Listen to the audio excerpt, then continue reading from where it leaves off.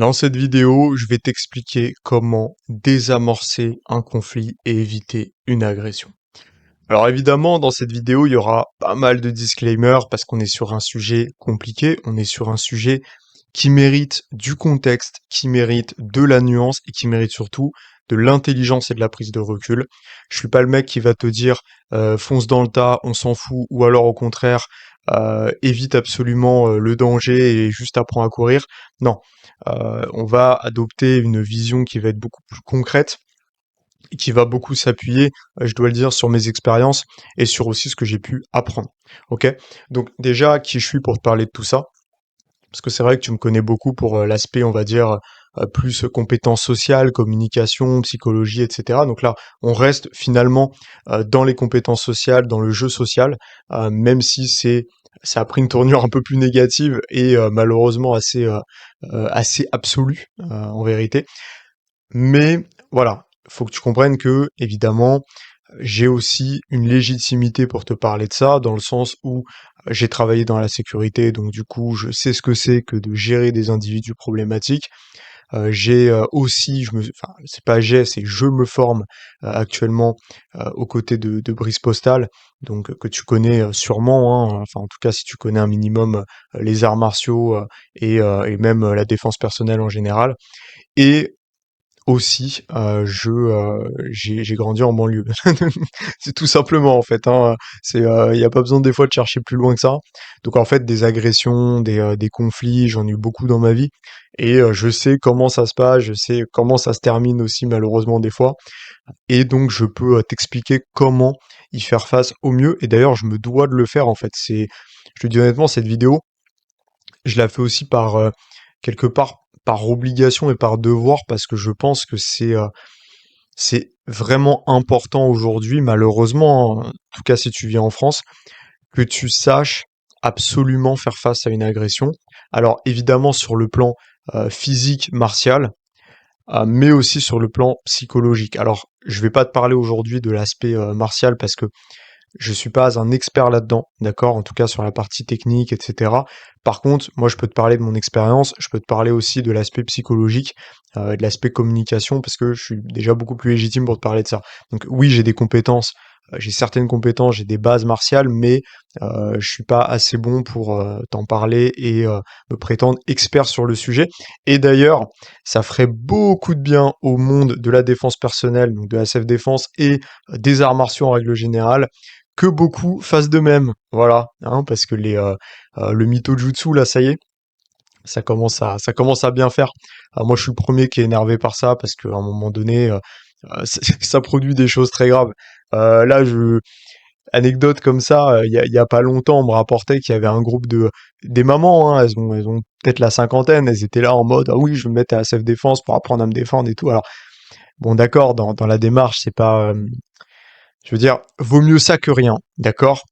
Mais par contre, ce qu'il faut éviter, c'est les fausses croyances et c'est les faux espoirs, quoi. Non, c'est pas parce que tu fais de la self-défense même pendant 10 ans que bah toi, mère de famille de 50 ans, tu pourras te défendre contre un mec dans la force de l'âge qui pèse 30, 40, 50 kilos de plus et qui a deux fois plus, voire trois fois, voire cinq fois plus de force. Donc voilà, c'est malheureux, hein, mais c'est comme ça.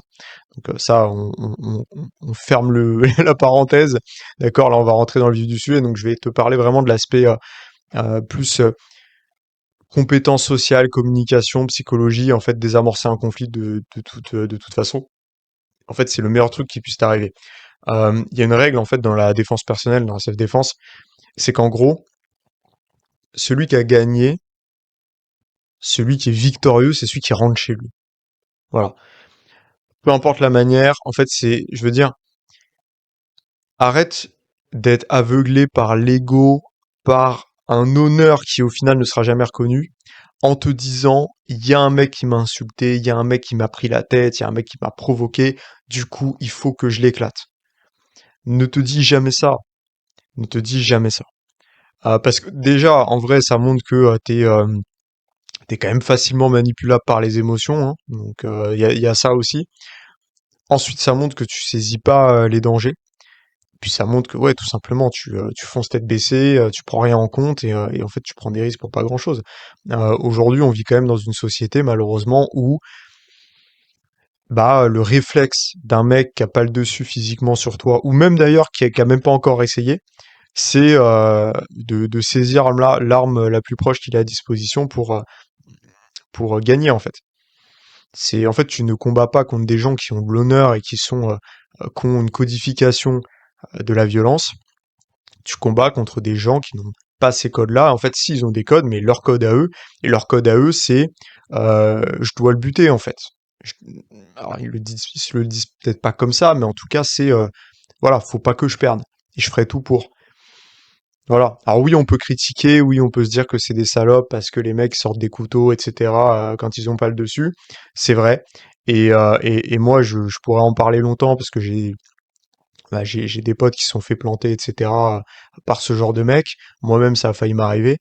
Donc en fait, on peut en parler pendant des heures. Je suis pas là pour ça. C'est pas intéressant, d'accord? Ce qui est intéressant, c'est de savoir comment faire face. Et il y a un moyen tout simple déjà. La première chose, en fait, avant même d'arriver à la situation que je vais te décrire, c'est déjà d'éviter les problèmes. Voilà, tout simplement. T'évites les problèmes, tu les trouves pas. C'est tout. C'est la vérité. C'est qu'à un moment donné, déjà, bon, il y a des gens qui attirent les problèmes à eux, même si il faut rien pour les attirer, bah, leur langage corporel les trahit, hein.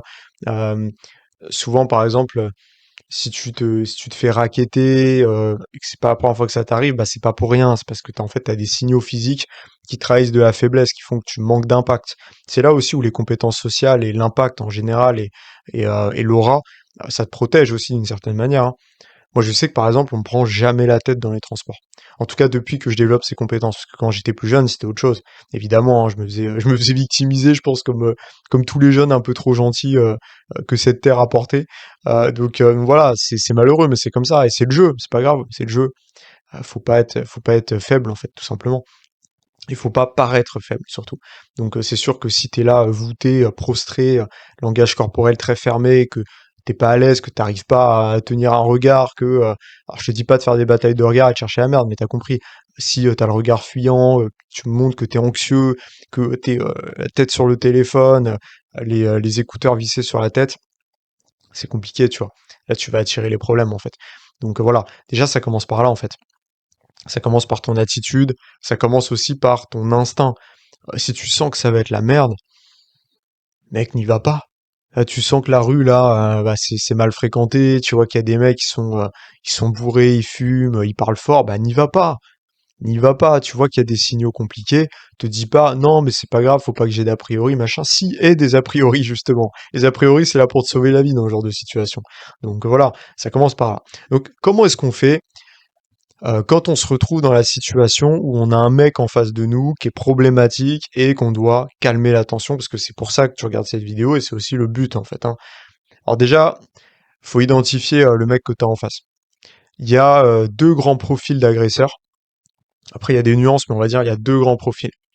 Il y a le prédateur, donc, qui a choisi sa proie. Bon, petite parenthèse, je t'invite à regarder les vidéos de Brice Postal. Ok, je te mettrai un lien dans la description, je te mettrai sa chaîne YouTube dans la description, parce qu'il a fait des vidéos excellentes là-dessus, sur les types d'agresseurs, sur les attitudes qu'il ne faut pas avoir, sur comment se défendre, enfin bref, il a vraiment fait des vidéos incroyables, tu auras vraiment tous les détails que tu souhaites. Moi voilà, je te parle vraiment d'un cas précis, d'un cas donné, mais si tu veux vraiment faire le tour du sujet et vraiment tout comprendre, je t'invite à regarder ces vidéos. Voilà, c'est quelqu'un qui sait de quoi il parle, c'est quelqu'un qui a de l'expérience, qui a du vécu, qui a de la crédibilité, donc je le recommande, et puis vu que je le connais, bah forcément, je peux l'attester. Donc voilà. En tout cas, il y a deux grands types d'agresseurs, et d'ailleurs Brice en parle très bien. On va avoir le prédateur, qui va avoir un mobile en fait. C'est-à-dire qu'il va venir parce qu'il y a une raison en général matérielle. Il vient parce que voilà, il veut voler ton téléphone, ton portefeuille, peu importe. Souvent ça va être du racket, ça va être ce genre de choses. Ou alors ça peut être aussi du harcèlement avec une femme ou ce genre de choses. En tout cas, il a un objectif précis et c'est quelqu'un qui a une stratégie en tête. Voilà, il a un objectif. C'est pas un fou furieux. Il a un objectif, il sait pourquoi il est là. Donc lui, J'aurais envie de dire que c'est le moins problématique dans le sens où en fait, s'il y a trop d'obstacles qui se mettent sur sa route et qui l'empêchent d'atteindre son objectif, en général, il va déchanter. Traduction, s'il se rend compte qu'au final, le mec à qui il veut voler le téléphone, bah, en fait, il s'avère être beaucoup plus solide que ce qu'il croyait, qu'en plus, il va pas se laisser faire, ou alors qu'il court, ou alors qu'il y a d'autres gens qui s'interposent, etc. En général, il va arrêter. Lui, son but, c'est juste de prendre un téléphone et de faire de l'argent. C'est pas de se battre, c'est pas de se mettre en danger, c'est pas de prendre des risques, en fait. Après, attention, ça, c'est en règle générale. Il y aura toujours un fou furieux qui aura un couteau et qui voudra aller au bout parce que justement, il a aussi l'autre tendance et l'autre profil que je vais nommer juste après. Donc voilà, faut faire attention. C'est pas une règle absolue, c'est pas, faut pas non plus se dire ah oui, je vais riposter comme ça va régler le problème. Ça peut régler le problème, comme ça peut l'empirer. Dans tous les cas, en fait, quand tu ripostes, faut pas que tu aies de doute et faut que tu sois prêt. Au pire des cas, il faut que tu sois OK avec ça, il faut que tu sois convaincu que tu vas pouvoir gérer. Parce qu'en fait, si jamais tu ripostes en te disant c'est du bluff, c'est bon, il va arrêter, et qu'en fait le mec continue, là, ça va être compliqué, tu vas déchanter. C'est pas ce qu'on veut. Ce qu'on veut, c'est que tu ailles au bout de ta décision. Soit de régler le problème et de te barrer, soit d'aller au conflit. Mais dans tous les cas, ne le fais pas à moitié. Si tu dois faire un truc, ne le fais pas à moitié. C'est la règle. C'est la règle. Je suis pas en train de t'inciter à aller allonger des gens dans la rue, mais ce que je te dis, c'est que si jamais tu te retrouves vraiment au pied du mur et que t'as plus le choix, fais-le, quoi. Fais-le. Commence pas à te poser 40 000 questions, à dire ah mais je vais peut-être attendre de voir de machin. Non, non, non, c'est bon, c'est trop tard là. Plus le temps de réfléchir, faut agir en fait, tu vois. Donc ça c'est un truc qui est important. Et après, bah il y a le deuxième profil en fait, la deuxième grande famille d'agresseurs qui est l'impulsif. Lui en général, bah c'est le mec qui a passé une très mauvaise journée ou alors qui a une très mauvaise énergie dans le sens large et c'est toujours comme ça. T'as des gens comme ça qui sont tout le temps très nerveux. Il faut faire attention. Et en fait le mec, bah c'est peut-être injustifié ou c'est peut-être excessif, mais dans tous les cas, il y a eu ce truc qui a fait qu'il a pété un plomb, c'est tombé sur toi, et en fait, là, tu vas te prendre peut-être 10 ans de colère refoulée ou peu importe, et c'est des profils très dangereux, parce qu'en fait, ils ont, ils sont aveuglés par la rage, et du coup, ça va être très compliqué de les raisonner. Donc vraiment, eux, il n'y a pas trop de possibilités en général, c'est soit tu fuis, soit tu te bats, quoi. Il n'y a pas trop de, dans tous les cas, ça va partir au conflit directement. Il y aura pas, c'est pas des gens que tu vas pouvoir raisonner. Vraiment, on le voit des fois dans je prends cet exemple parce que forcément que ça va te parler, les fameuses, les fameuses vidéos là sur la route, les road rage, qu'on voit beaucoup aux États-Unis d'ailleurs. Tu vois des gens qui pètent un plomb dans leur voiture, ils deviennent fous, machin. Mais c'est des mecs, tu regardes dans les vidéos, des fois ça dure 10 minutes, le mec pendant 10 minutes il se calme pas. Tu veux faire quoi? C'est soit tu fuis et tu fuis bien, soit bah, tu règles le problème d'une autre manière, quoi. Mais y a pas, là, il n'y a pas vraiment de possibilité. Donc en fait, la solution que je vais te donner, elle va plutôt s'adapter soit à des prédateurs, donc des gens qui sont pas aveuglés par une rage, etc., et qui ont juste un objectif, soit à des impulsifs, mais qui ont pas encore basculé. C'est-à-dire qu'ils sont en train de s'énerver, ils sont en train de provoquer, de tester, mais ils ont pas basculé. Parce qu'en fait, quand la personne elle a basculé, qu'elle voit rouge et elle a complètement vrillé, qu'elle devient incohérente, il y a plus rien à faire là. Là, faut pas essayer de négocier, hein. Quand tu vois que la personne elle avance vers toi, elle est en train vraiment de rentrer dans ta sphère, en fait, là c'est le moment où il faut déclencher parce qu'en fait sinon tu vas te faire allonger. Il y aura pas d'autres possibilités et là, ce que je te dis, c'est des conseils qui vont te permettre peut-être de survivre en fait, hein. C'est pas, je suis pas en train d'inciter à la violence ou quoi, je suis en train d'inciter à la vie et à la survie, tout simplement. C'est qu'en fait, quand t'as un mec qui est en train de vriller complètement et qui fonce sur toi et il entend plus rien, il voit rouge, soit tu pars en courant, soit tu l'allonges en premier, quoi. Voilà, c'est tout simplement. Il n'y a pas d'autre possibilité. Et puis, bah, si tu peux pas fuir, bon bah, tu sais ce qu'il te reste à faire, quoi. Et t'auras pas le choix, en fait. Et t'auras pas le choix. Et vaut mieux faire ça que d'attendre et de se faire éclater, parce que faut bien se dire un truc, hein, c'est que aujourd'hui, les conséquences d'une bagarre, je dis aujourd'hui, mais ça a toujours été un peu le cas, mais c'est vrai qu'aujourd'hui, il y a beaucoup ça aussi. C'est qu'en fait, les conséquences d'une bagarre aujourd'hui, c'est pas juste tu vas te prendre quelques coups, tu vas avoir un bleu. Non, non. Aujourd'hui, les conséquences d'une bagarre, c'est qu'en fait, tu vas peut-être te manger un KO, tu vas peut-être te faire éclater la tête sur le sol, tu vas peut-être prendre un trauma crânien du fait du coup que tu vas prendre. Ensuite, du fait que ta tête, elle va taper le sol. Et le sol, c'est pas une cage de MMA, là, on est dans la vraie vie. Le sol, c'est du putain de béton, tu vois ce que je veux dire. Donc, tu vas te prendre ça. Donc double trauma. Et en plus, vu qu'on est en 2024, bientôt 2025, et qu'en fait, il y a plus de code, et qu'il y a plus de règles, et qu'il y a plus rien, en fait, de toute façon, c'est la rue. Il y a jamais eu vraiment de règles, en vérité, hein. On a beau fantasmer ça, depuis la nuit des temps, c'est un peu comme ça. Même si ça a quand même changé. Bah, le mec, qu'est-ce qu'il va faire une fois que t'es par terre? Tu crois qu'il va arrêter? Tu crois qu'il va se dire, ah, c'est bon, il est par terre, j'arrête. T'es sur un impulsif, t'es sur un profil, il veut te finir. Il veut assouvir une rage, en fait. C'est pas quelqu'un de méthodique, de calculé, c'est pas quelqu'un qui se dit, c'est bon, la menace, le mec, il est par terre, il dort, j'arrête. Non, non. C'est encore moins un mec qui va se dire, je vais mettre en PLS, je vais appeler les pompiers. Non, non. C'est un mec, ce qu'il va faire, c'est qu'en fait, il va t'envoyer des gros écrasements de tête. Donc, en fait, tu vois, les traumas crâniens, ça va s'accumuler. Ou alors, il va te mettre des patates, jusqu'à la fin, quoi. Et en fait, tu peux mourir. Tu peux mourir factuellement. C'est pas une blague. Je dis pas ça pour dramatiser. C'est qu'il y a plein de gens qui sont morts de ça, en fait. C'est pas juste une bagarre, c'est potentiellement la mort. Donc qu'est-ce que tu veux faire quand tu te retrouves dans cette situation? Voilà. Si t'as pas confiance en tes capacités martiales, c'est pas grave. Mais cours. Ne fais pas rien, cours, agis. Tu vois, cours. Celui qui gagne, c'est celui qui rentre chez lui en un seul morceau. Voilà, c'est ça la vérité. Donc n'oublie jamais ça. Du coup, comment est-ce que tu vas faire si jamais tu es face à un prédateur? En fait, que tu sens que tu as la possibilité de négocier. C'est encore possible, qu'il y a encore une fenêtre de tir, et que tu peux négocier, et que tu peux calmer le jeu. Comment est-ce que tu fais? En fait, si tu veux, il y a une règle dans la défense personnelle et en fait surtout avec l'être humain en général, c'est qu'il faut toujours lui laisser une porte ouverte. Là où l'être humain il est le plus dangereux, c'est quand il est acculé. Tu vois, quand il est dos au mur, l'être humain il est dangereux parce qu'il se dit j'ai rien à perdre, je vais y aller à fond.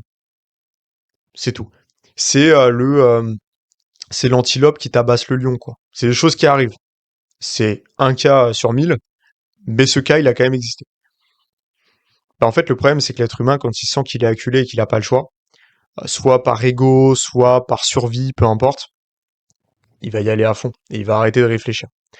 Donc toi, ce que tu veux, c'est pas rentrer dans le conflit direct parce que si tu rentres dans le conflit direct et qu'en fait tu lui laisses pas de porte de sortie, bah en gros tu vas le conditionner à se mettre dans cet état lui aussi de survie. Et donc là en fait on va avoir deux mecs qui vont s'opposer, qui vont s'arracher la tête et ça sera leur seul objectif et du coup bah, ça va aller au conflit automatiquement. Il y aura aucun autre moyen que ça se passe autrement. Donc ce que tu veux, toi, c'est lui laisser une porte de sortie. Souvent, quand il y a des conflits, il y a un truc qui entre en jeu, c'est l'ego. En fait, le mec, quand il rentre en conflit avec toi, c'est son ego qui parle. Parce qu'en fait, il a une frustration, il veut l'exprimer et il veut prendre l'ascendant et surtout, il veut être considéré. Il veut en fait que sa frustration, elle soit entendue. C'est ça qu'il veut. Il veut pas passer pour une baltringue, il veut pas passer pour un abruti et il veut que sa frustration soit entendue. Il veut se faire respecter, en fait. Et toi, va falloir que tu lui donnes ce respect. Pas en faisant la baltringue et en disant je suis désolé, en baissant la tête, machin, excuse-moi. Ça, tu peux, je veux dire, si jamais, je sais pas, tu rentres dans le mec sans faire exprès, tu t'excuses, voilà, grand sourire, excuse-moi, désolé, ça va et tout. Voilà, là tu règles le problème, c'est réglé, ok? Sauf si tu vois qu'il continue, et là on rentre du coup sur la deuxième étape. Là en fait, ce que tu dois faire, c'est jouer avec son ego, ne pas le titiller justement, mais l'accepter et lui donner de la considération, sans lui donner la permission justement, parce qu'en fait, faut en même temps aussi mettre des limites, et en même temps laisser une porte de sortie. Donc je vais t'expliquer en gros comment ça se matérialise. Le mec commence à te prendre la tête, il commence à t'approcher. Déjà, tu mets une limite, tu dis, ah, attends, tu mets une limite. Tu vois, tu continues pas de parler comme si de rien n'était. Déjà, tu mets une limite, parce qu'en fait, tu veux pas qu'il rentre dans ta sphère. Parce qu'en fait, à partir du moment où il dépasse la distance de ton bras, ça veut dire qu'en fait, il est aussi à une distance de bras de toi. Donc ça veut dire qu'en fait, à tout moment, il te met une patate, tu la verras pas venir, ça va être le chaos. Ok? Donc toi, tu veux pas qu'il rentre dans ta sphère. Donc, en tout cas, le moins possible. Faut pas qu'il soit trop près, en fait. Tu vas pas faire un front contre front. D'accord? Donc là, ce que tu vas faire, t'as deux variantes. Soit il est déjà un peu rentré dans ta sphère, à ce moment-là, tu lui mets une main sur l'épaule, tu es en mode amical, hein, pas en mode coup de pression, mais ferme. Soit, bah, t'as bien géré, il est pas dans ta sphère et du coup, tu le fais pas, mais dans tous les cas, tu vas lui dire, écoute, tranquille, viens, on discute. Je sais que t'es un bonhomme, je suis un bonhomme aussi. Toi et moi, on le sait, ça peut partir en vrille. Maintenant, viens, je te propose autre chose. On discute. Chacun rentre chez lui. Il n'y a pas de problème. On s'arrête là. Et voilà, on va passer une bonne soirée. Tu vois. C'est aussi simple que ça. C'est en fait, tu le considères. Tu lui dis, écoute, je sais que t'es un bonhomme. Tu vois, donc tu remets pas son ego en jeu, tu lui manques pas de respect, tu dis pas, t'es une salope, et non. Tu dis, je sais que t'es un bonhomme, t'inquiète, tu vois. Mais je suis un bonhomme aussi. Donc là, tu mets tes limites, tu t'imposes, tu vois, parce qu'en fait, si le mec, tu le valides et qu'en fait, toi, derrière, tu te mets pas en avant, il va se dire, ouais, juste, il essaie de me flatter, enfin. Non, tu dis, je sais que t'es un bonhomme, tu vois. Moi aussi. Tu vois, à tout moment, on sait, ça peut partir en vrille. Je te le dis, c'est pas ce que je veux. Viens, on discute, viens, on rentre chez nous tranquille après, et on passe une bonne soirée. Et en fait, le mec, il voit que t'es ferme. Il voit que t'as confiance en toi, il voit que t'as pas peur du conflit. Tu dis que c'est pas ce que tu veux parce que, voilà, tu veux éviter ça, mais tu lui dis pas que t'as peur. Tu dis pas que t'as peur. Tu trahis pas de la peur, en fait. Tu lui dis juste, écoute, je veux une autre solution pour toi et moi. Tu rappelles que t'es un bonhomme, donc tu le considères aussi, tu vois, tu lui manques pas de respect. D'un autre côté, toi, tu te mets aussi en avant. Tu vois, tu lui rappelles qu'en fait, il y a moyen qu'il laisse des plumes, et c'est même fort probable. Tu évoques le fait que bah, tu as complètement conscience que vous pouvez vous arracher la tête. Mais voilà, en fait, le mec, tu lui laisses une porte de sortie. Tu lui dis, écoute, viens, on discute, et on rentre chez nous tranquillement, il n'y a pas de problème. Tu lui laisses la porte de sortie. Parce qu'en fait, si le mec, juste tu le provoques, ou que tu lui mets pas cette porte de sortie, bah en fait, dans sa tête, il va être en mode all-in. Il va être en mode, on va se battre, c'est la seule option. Et s'il considère ça comme étant la seule option, bah en fait, tout va aller vers ça dans sa tête. Et tout ce qu'il va interpréter le guidera et l'amènera vers ça. Tu vois? Si jamais tu vas être gentil, il va se dire, ouais, je peux le dominer, je vais en profiter. Si jamais tu lui rentres dedans, il va se dire, ah ouais, il cherche la merde, bah faut que je lui prouve. Et en fait, dans tous les cas, ça va être mauvais. Donc toi, tu lui proposes une alternative. Tu lui dis, écoute, il y a une porte de sortie. Maintenant, viens, on discute et tout. Et un truc, c'est, en fait, tu montres aussi que tu le comprends. Le mec, il est énervé, il te dit, par exemple, je sais pas, c'est une embrouille sur la route, il dit, ah, t'as grillé la priorité, machin. Tu dis, écoute, franchement, je m'excuse, je te comprends, je serais autant énervé que toi, y a pas de problème, viens, on discute. Tu vois. C'est tout. Et puis, ça, c'est un truc qui est basique, mais si t'es en tort, ou même si t'as des torts, tu le dis. Même si t'as pas vraiment de tort, on s'en fout. Ce qu'on veut, c'est que ça se passe bien. C'est pas non plus se mettre, faire la serpillière, hein, mais c'est juste, t'apaises la tension. Tu dis, écoute, je te comprends. Y a pas de problème. Ouais, je comprends que tu sois énervé, mec. Franchement, je serais énervé aussi. Y a pas de souci. Je m'excuse. Si tu l'as mal pris ou ça touche, je m'excuse. C'est pas du tout ce que je voulais. Mec, viens, on discute. Voilà, on passe une bonne journée tranquille. Et en général, la plupart des gens, ils vont accepter, tu vois. La plupart des gens, ils vont accepter. S'ils voient que t'es solide, c'est toujours la même chose. En fait, s'ils sentent de la faiblesse en toi, ils sentent que t'essayes voilà, de camoufler quelque chose et que c'est du bluff, ils vont s'engouffrer là-dedans. Mais s'ils sentent que t'es confiant, t'as pas peur d'aller au conflit, bah en fait ils vont être contents que tu leur offres cette opportunité parce qu'en fait ça va leur laisser l'occasion de se défiler. Parce que le mec dans sa tête, il va commencer à se dire, putain le mec il est solide en fait, c'est peut-être pas une bonne idée ce que je suis en train de faire. Et le problème, c'est que si toi tu laisses pas cette porte de sortie, il va savoir que c'est pas une bonne idée, mais il va y aller quand même parce qu'il va se dire, ben tu sais, biais de cohérence en fait. Biais de cohérence, biais d'engagement, il va se dire, bah j'ai commencé, faut que je finisse parce que sinon je suis une salope. Donc il va se dire, faut que j'aille au bout et faut que je l'éteigne. Même s'il est pas confiant. Maintenant, je sais qu'il y a une autre possibilité aussi. Si le mec, tu vois qu'il y a vraiment pas moyen de négocier, c'est la sommation. C'est en fait, tu vois qu'il y a pas moyen de négocier, le mec il entend rien, il est vraiment déterminé. Tu recules, tu vois, tu mets ta main, tu recules, tu fais stop et tu cries. Tu vois, tu cries vraiment. Tu stop. Et là, en fait, tu sais, ça interpelle. En général, quand un mec il entend ça, naturellement, ça interpelle. Donc tu lui dis ça, vraiment tu lui fais une injonction en fait, et tu lui dis écoute, tu fais un pas de plus, t'avances vers moi, je t'arrache la tête. Voilà, simple, simple. Et quand le mec il regarde, il voit ton regard et qu'il voit à quel point t'es déter, en général ça marche et ça suffit. Et si jamais il continue d'avancer, bah tu sais ce qu'il veut. Donc il y a plus de doute. Tu sais que le mec il veut le conflit, donc tu sais quoi faire. Tu vois, soit tu cours, soit l'autre option. Tout simplement en fait. Mais l'erreur, c'est de pas poser de limite, justement. Tu vois. Et si jamais, déjà, au moins t'as reculé, euh, tu lui as dit de pas avancer, tu l'as prévenu, etc., et qu'il avance quand même, Ça fera quand même des arguments en ta faveur si jamais ça doit partir en vrille et que tu peux avoir des problèmes avec la justice. Parce que malheureusement, on est en France, hein, et même si tu te défends, même si c'est le mec qui vient vers toi, bah, à partir du moment où tu mets le premier coup, même si c'est, non, même, en fait, le premier coup, même touché, hein.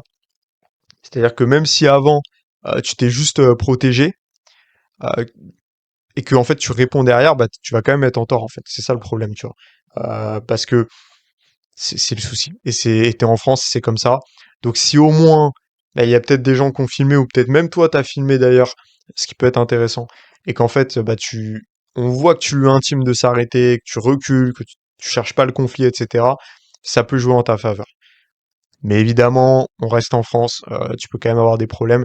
Mais il y a ce dicton que j'aime beaucoup, qui est je préfère être jugé par 12 que porté par 6.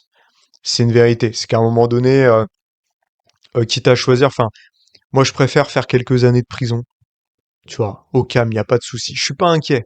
Je suis pas inquiet, je sais que les frérots ils sont là, ça va envoyer des mandats, je vais bien cantiner, il n'y a pas de problème. Je vais mettre une petite play, ça va être carré.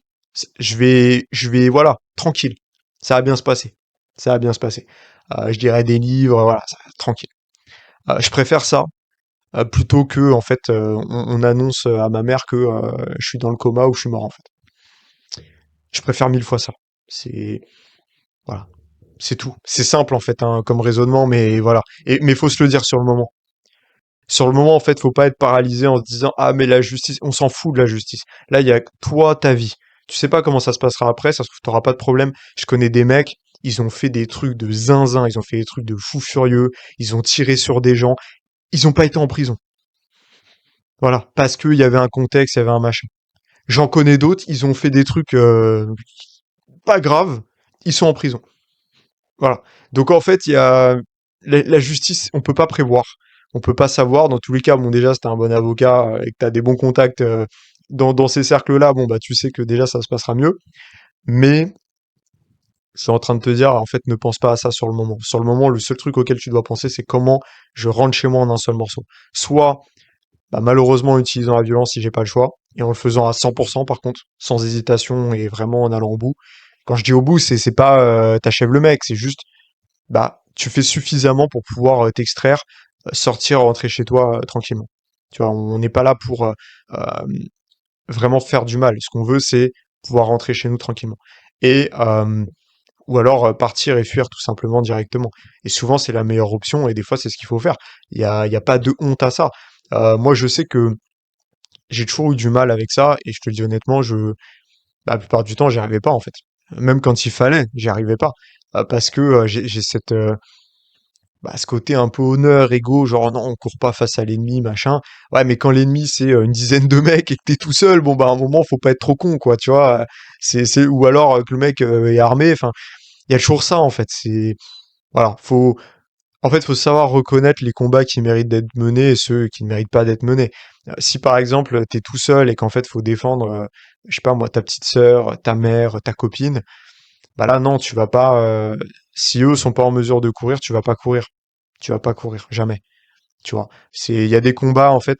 Et puis des fois, faut se préserver pour les combats suivants. Faut pas se dire ça c'est le combat de ma vie, je vais tout sacrifier pour ça. Non, il y a des mecs, ils sont. C'est comme on dit, hein, il y a des héros, il y en a plein les cimetières. Il y a des mecs qui sont morts pour des broutilles. Il y a des mecs qui sont morts pour des trucs mais débiles. Pour des embrouilles qui étaient même pas les leurs, juste parce qu'ils s'en sont mêlés, parce qu'ils voulaient faire les héros. Et non, en fait. Non, t'as d'autres combats à mener. Tes proches, ils comptent sur toi, tu vois. T'as un empire à créer. Et je te dis ça, mais moi-même, je me suis déjà mis dans des embrouilles qui étaient pas les mêmes, enfin, qui étaient pas les miennes, parce que je voulais protéger les gens. Ça m'est déjà arrivé. Que ce soit des gens qui se faisaient harceler, même des femmes qui se faisaient harceler, etc. J'ai déjà mis des coups de pression, mais monumentaux. Parce que c'est un truc que je peux pas tolérer, que je peux pas accepter. Mais ça se trouve, j'aurais pu mourir. Tu vois ce que je veux dire? Donc je peux pas te dire que j'ai mal agi, que c'était une connerie, parce que moi je sais pourquoi je l'ai fait et que je regretterai jamais d'avoir fait ça. Et qu'au contraire, je pense que j'aurais eu des regrets et des remords terribles si je l'avais pas fait. Parce que toute ma vie, je pense, j'aurais eu les scénarios en boucle dans ma tête en me disant, imagine ce qui s'est passé après quand t'es parti, quoi. Et heureusement, bah moi, j'ai ma conscience tranquille parce qu'à chaque fois, je suis intervenu. Mais d'un autre côté, bah peut-être que j'ai risqué ma vie dans ces moments-là. Et c'est sûr d'ailleurs, bah, c'est sûr, et c'est le cas. Mais je l'ai fait en conscience aussi. Donc faut choisir ses combats. Faut choisir ses combats, et ça c'est hyper important. Donc retiens vraiment les conseils que je t'ai donnés, et forme-toi en fait. Forme-toi, ne te contente pas de cette vidéo, va regarder d'autres vidéos. Donc déjà, forme-toi sur le plan théorique, mais surtout pratique en fait. Tu dois pratiquer. Et d'ailleurs, je vais te présenter l'objet du jour. J'ai mal prévu mon coup là, ce coup-ci, j'aurais dû aller le chercher. Je me ramène ça. Je reviens, je reviens.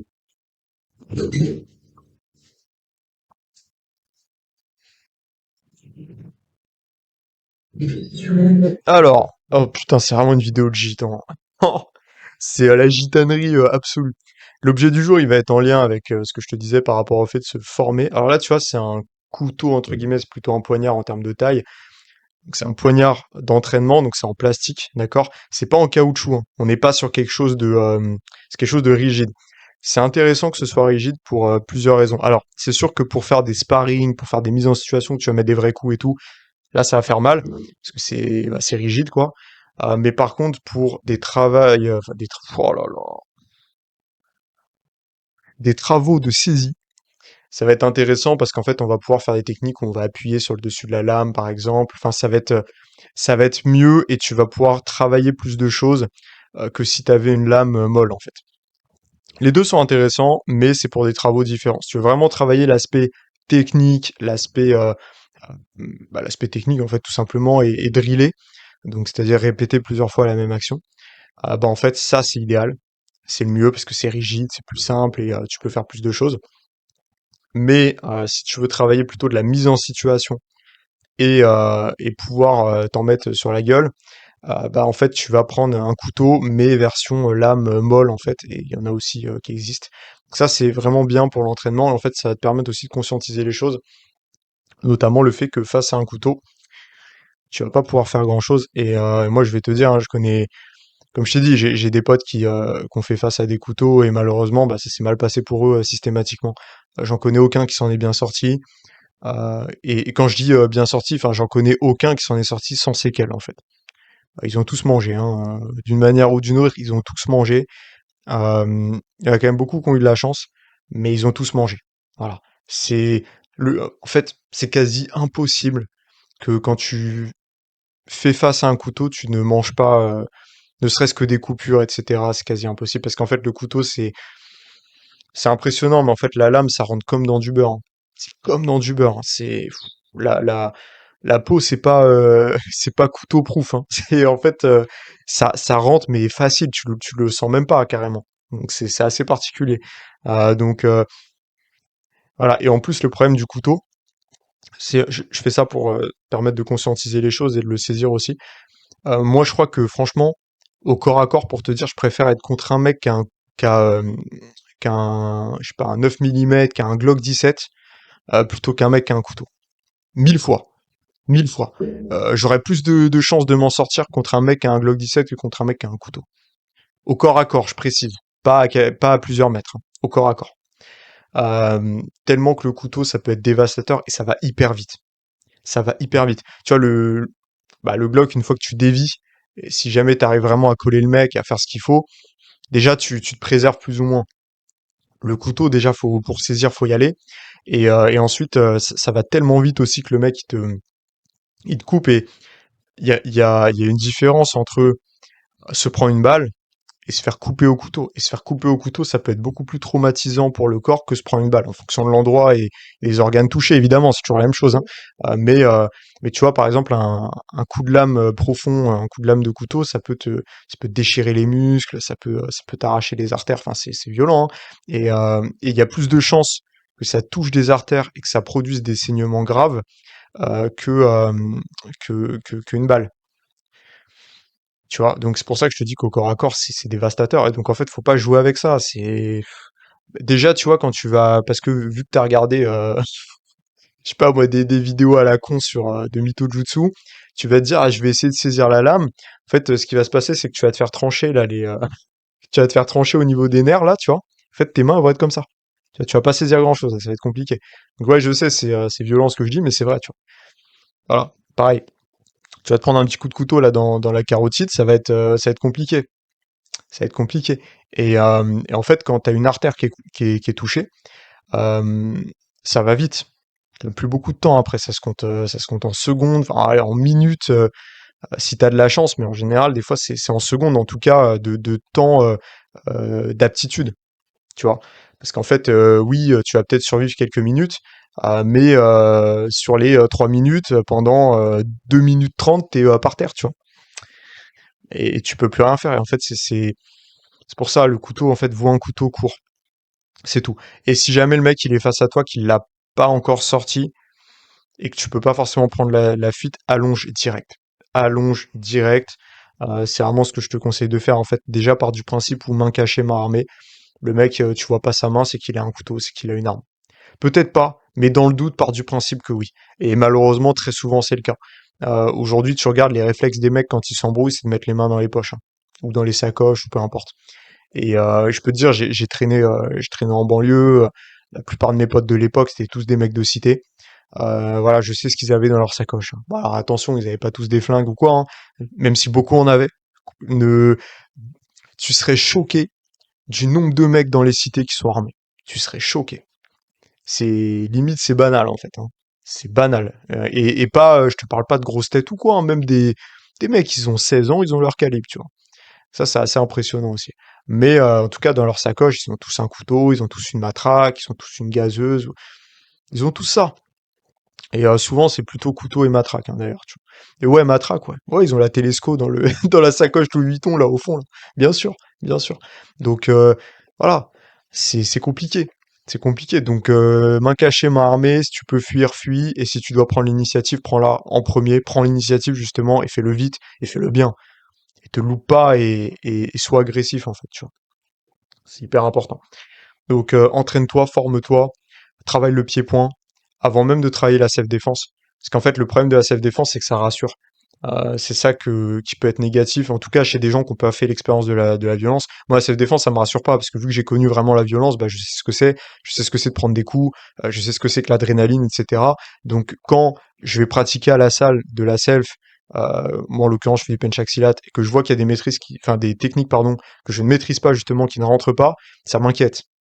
Alors que les autres gens, ça va pas les inquiéter. Ils vont être en mode, ouh, c'est bon, c'est pas grave, machin, je verrai au prochain cours. Ouais, mais non. Mais non. Donc c'est pour ça, déjà, et une expérience de sport de combat, de contact, ce qui est la base. Moi, ce que je préconise, c'est de la percussion. J'ai dit pied-point, mais dans l'idéal, surtout point, en fait. Vraiment, s'il fallait commencer par un truc pour moi, ce serait la boxe anglaise. Parce que ça t'apprend en fait ça t'apprend à avoir des réflexes qui vont être hyper utiles dans la rue, comme les esquives, le fait de se protéger. Même si il y a une différence entre la rue où t'as pas de gants et la boxe où t'as des gants, tu vas pas avoir la même garde, hein. Dans la rue, par exemple, on va plus avoir une garde comme ça, tu vois. On va plus aller, on va plus protéger avec les avant-bras. Alors qu'en fait, bah, en boxe, t'as pas le droit de lever les avant-bras comme ça et de te protéger avec. T'as pas le droit de lever les coudes en fait. Donc voilà, c'est la différence. Donc après, sur le reste, ça ressemble. Sur le principe, ça ressemble. Parce qu'effectivement, le problème, c'est que si tu mets une garde de boxe anglaise dans la rue, bah, les points, vu que c'est petit, bah, ça va quand même passer, en fait, hein. Ça va être très compliqué de tout couvrir avec un point. Donc c'est pour ça qu'en fait, on va avoir une garde, soit vraiment tu vas verrouiller comme ça, soit tu vas arriver sur le côté, tu vois, tu vas venir là, enfin bon, t'as compris. Tu vois, ça va être compliqué de te le faire là, mais t'as compris l'idée. Donc c'est pas la même garde, mais on s'en fout parce que tu vas quand même travailler les esquives, tu vois, et c'est déjà ça.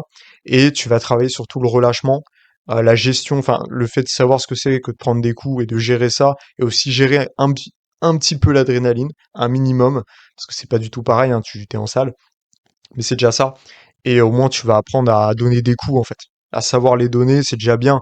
Il y a des gens, ils tapent avec le pouce dans la main, hein, donc voilà. Déjà, apprends la base, apprends à donner des coups avec ton corps et non pas juste avec ton bras. Ça, c'est déjà très bien. Après, peut-être un minimum de sol, non pas pour y être et pour y aller, mais pour s'en sortir. Parce que le sol, faut absolument l'éviter dans la rue pour plein de raisons, parce que tu sais pas ce qu'il y a par terre, peut y avoir des bouts de verre, peut y avoir un couteau, peut y avoir, et même, puis même, tu réduis ton champ de vision, tu te rends vulnérable s'il y a un autre mec qui arrive derrière, enfin bref, c'est une merde pas possible le sol. Mais par contre, il faut travailler un minimum pour pouvoir sortir d'un étranglement. Parce que par exemple, une guillotine, Tout le monde sait le faire, hein. Et aujourd'hui, une guillotine, tout le monde sait le faire. Même le dernier mec chelou du quartier qui t'embrouille, il sait le faire, donc il va te le faire. Enfin, en tout cas, s'il en a l'occasion. Donc c'est pour ça, faut savoir s'en défaire. C'est pas facile, mais faut apprendre à le faire. Faut apprendre des bases, en fait. Se sortir de certaines clés, ou peut-être toi-même faire certaines clés, mais pas dans un but intentionnel de pouvoir l'appliquer dans un contexte réel, mais plus dans le but de pouvoir comprendre ce que c'est, ce que ça fait et comment s'en sortir si ça t'arrive. Et ça, c'est hyper important parce que ça peut te sauver la vie et le sol, faut surtout pas y rester. Et faut pouvoir savoir gérer si tu te retrouves face à un mec qui est beaucoup plus lourd que toi et qui essaie de te maîtriser. Et là, ça peut être très compliqué. Donc, faut quand même des bases de grappling. Euh, pour tout ce qui est pied, etc., moi, je dirais monter la jambe au-dessus de la taille, c'est jamais ou au-dessus de la hanche, c'est jamais une bonne idée, hein. Parce que ça peut te déséquilibrer, le mec il peut te saisir. Enfin, tu prends beaucoup trop de risques en fait. C'est pas intéressant. Donc moi, je dirais apprendre la base, c'est-à-dire peut-être low kick et coup de pied écrasant. Donc low kick parce que c'est incapacitant, coup de pied écrasant aussi parce que dans les genoux, bon bah en fait tu peux lui déboîter le genou et ça fait très mal et voilà. Aussi tout ce qui est écrasement peut-être au niveau des chevilles, etc. Si jamais tu en as l'opportunité, à la limite un chassé. Apprendre à faire un chassé, c'est con, mais ça peut te sauver. Par exemple, si le mec il a un couteau, etc., ça te permet de créer de la distance et pouvoir t'enfuir, par exemple, ou mettre un objet ou balancer un truc. Donc c'est utile. Donc voilà, ça, je dirais c'est ça. Peut-être un peu les coups de genou, mais ça c'est quand même assez instinctif. Après, sinon pour moi, ce qu'il faut travailler, c'est tout ce qui est point, c'est tout ce qui est même peut-être après une fois que tu as les bases, travailler peut-être des frappes avec la paume type Tiger, type claque, etc. Parce qu'en fait, t'as moins de risques de blessure. Et le problème, c'est que si tu te pètes la main et que t'as 5 mecs derrière qui t'attendent, ça va être compliqué à gérer. Donc en fait, t'as beaucoup de risques de fracture des métacarpes quand tu vas frapper sur une tête à main nue. Ça, faut faire attention. Donc c'est pour ça, frapper main ouverte, ça peut être très intéressant aussi. Ou même frapper avec les coudes. Quand tu peux faire une frappe enfin, avec les coudes, c'est juste génial en fait, hein. C'est le top. Donc voilà. Même apprendre à mettre un coup de tête, c'est con, mais en fait, le coup de tête, tu vas pas le mettre comme ça, parce qu'en fait, là, c'est fragile et tu peux vraiment t'éclater le front. Donc voilà. Enfin, il y a plein de trucs comme ça à apprendre. Faut pratiquer, faut te former. Euh, je vais pas te faire d'appel à l'action pour ton appel stratégique. Voilà, tu sais ce que t'as à faire, t'es un grand garçon. Si tu veux réserver un appel avec moi, tu sais que c'est offert, tu sais que tu peux en profiter. Donc voilà, j'ai pas besoin d'aller épiloguer là-dessus. Je trouve que c'est pas trop dans le thème de la vidéo. Donc voilà, tu sais ce que je fais, tu sais sur quoi je peux t'aider. Donc voilà, si ça t'intéresse, vas-y. Mais là, voilà, on va rester sur l'aspect quand même self-défense et l'aspect psychologique et gestion de conflit. En tout cas, effectivement, oui, c'est vrai que les compétences sociales par rapport à ça peuvent t'aider parce que, comme je te le disais au début, si t'as une certaine aura, si t'arrives à avoir de l'impact, à bien communiquer, déjà, ça peut t'éviter pas mal de problèmes en amont. Ça va pas régler le problème sur le moment, mais en amont, ça peut t'éviter pas mal de choses, donc c'est pas négligeable, hein. Donc voilà. En tout cas, j'espère que les conseils t'ont aidé, t'ont plu. N'hésite pas à me faire des retours en commentaire, hein. Je pense que ça peut être hyper intéressant. Moi, j'aime bien lire les commentaires pour voir quand il y a des avis divergents ou même quand c'est des juste, bah, ça donne de la force et ça remercie, ça fait toujours plaisir. Donc voilà, n'hésite pas à me dire ce que t'en as pensé. Puis en tout cas, je te souhaite de passer une super journée, une super semaine. On se rejoint au sommet. On se dit à la prochaine.